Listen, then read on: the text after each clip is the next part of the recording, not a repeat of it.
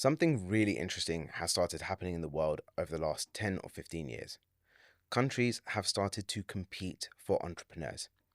For most of history, if you built a business, you were pretty much tied to the country that you were born in. Your customers were there, your team was there, your banking was there. So moving your business somewhere else wasn't really practical. But the internet has changed that. Today, a lot of businesses are global by default. Your clients might be in 5 different countries. Your team might be completely remote, and payments move internationally.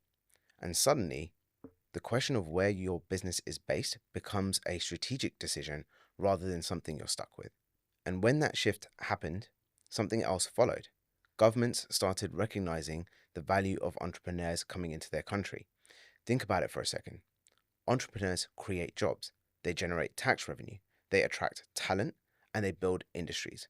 So if you're a country that wants to grow your economy, attracting entrepreneurs is one of the smartest things that you could do. And that's why our company Strive is seeing places like the UAE actively designing their system to consistently attract founders. Low tax environments, fast company setup, access to global banking, and residency programs, as well as infrastructure that makes it easy to run an international business.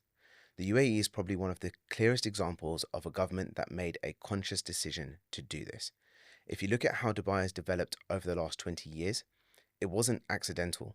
They built free zones specifically designed for international businesses.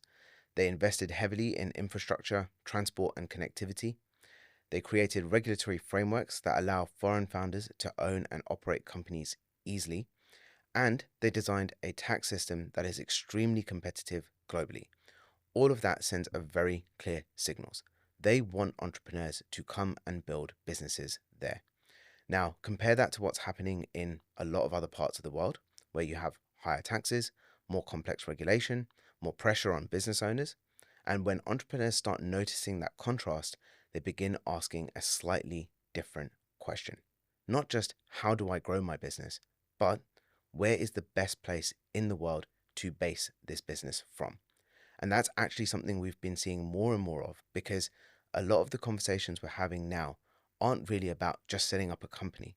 They're about stepping back and looking at the bigger picture of your business, where your clients are, where the founders spend their time, how revenue chooses to flow between countries, and then designing a structure that actually fits that reality. Because once you start looking at businesses through that lens, the decision about where to base things becomes much clearer. And that's why you're seeing more and more entrepreneurs start exploring places like Dubai. Not because it's some trend on social media, but because when you zoom out and look at the bigger picture, it's part of a much larger shift.